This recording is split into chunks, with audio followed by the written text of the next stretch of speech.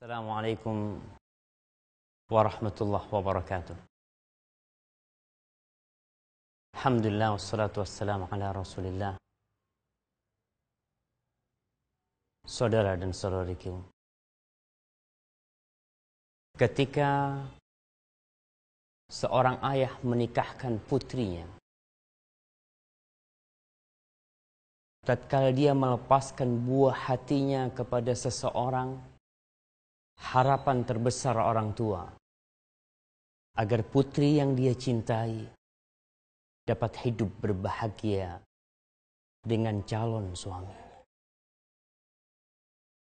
Dan tatkala pernikahan itu terjadi, seakan-akan beban yang selama ini ditanggung oleh ayah dan ibundanya itu terlepaskan. Tapi ternyata terkadang setelah pernikahan, setelah anak yang dicintai pindah dari rumah orang tua ke rumah suaminya, kebahagiaan yang diharapkan terkadang tidak dia dapatkan. Piring pecah, suara teriakan yang terkadang sampai didengar oleh tetangga. Itu terjadi. Tapi seorang wanita yang solehah, seorang istri yang tahu dengan posisi dirinya, dan dia mengetahui bagaimana orang tuanya telah lelah dan susah payah mendidiknya, dia akan berusaha sekuat tenaga untuk menyelamatkan bahtera dan rumah tangganya.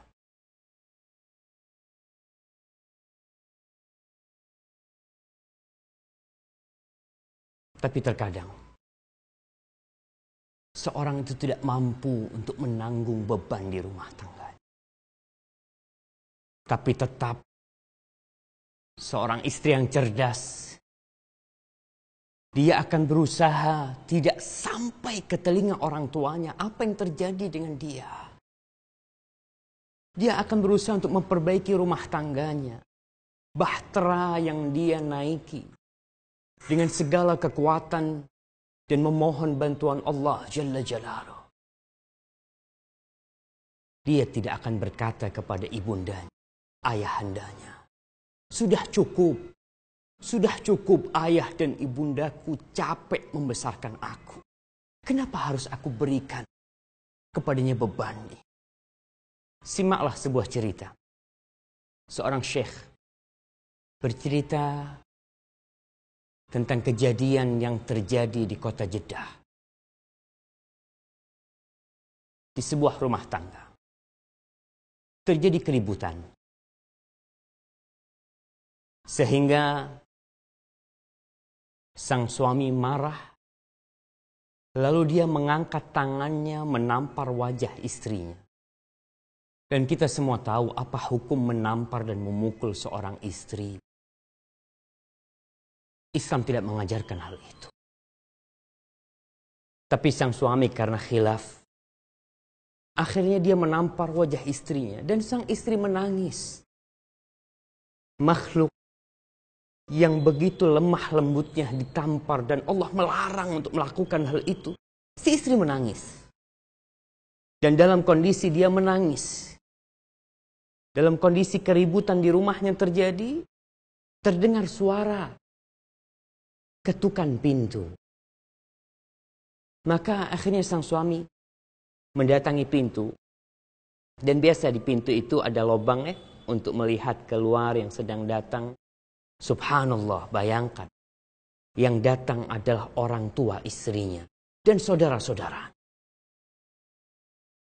Orang tua istrinya dan saudara-saudaranya datang dalam kondisi rumah sedang terbakar. Akhirnya sang istri tahu yang datang orang tuanya, istrinya masuk ke dalam rumah, mencuci wajahnya, dan dipersilahkan orang tuanya untuk masuk. ketika ayah ibundanya masuk ke dalam rumah dan kerabatnya, sang putri menghadapi bapak ibunda dengan air mata yang masih menetes di wajah. Sang ibu sama ayah tanya, "Nak, kenapa kau nangis, nak?" Sang anak mengatakan, "Ya Allah, Abah sama Umi, ya anak kangen sama Umi," kata dia. Anak kangen sama Umi. Ternyata Allah kirim Abah sama Umi ke sini, kata dia. Subhanallah. Sang suami yang awalnya berpikir habislah rumah tangganya, mendengarkan hal itu, sang suami keluar rumah. Dia berusaha untuk menjamu mertuanya, dia beli makanan di luar, mungkin di rumahnya nggak ada makanan. Dan sebelum sampai rumahnya, sang suami mampir ke toko emas. Dia beli emas, sabuk dari emas, seharga 1.000 real. Kira-kira 33 juta. Akhirnya dia pulang ke rumahnya, dia jamu orang tuanya, seakan-akan tidak ada apa-apa di rumah. Selesai ngobrol, makan, mertuanya pulang, sang suami mendatangi istrinya. Istri yang telah dia zalimi. Istri yang begitu cerdas dan bertakwa kepada Allah Jalla Jalaluhu. Dia berkata kepada istrinya.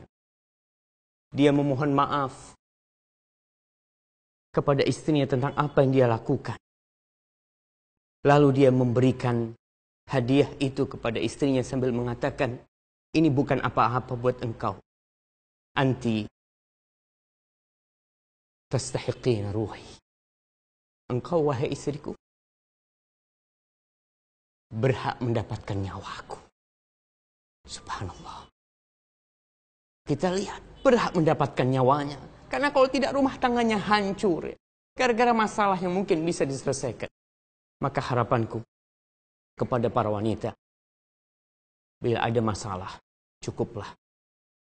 Orang tuamu sudah capek. Selesaikan masalahmu sambil memohon bantuan kepada Sang Pencipta. Assalamualaikum warahmatullahi wabarakatuh.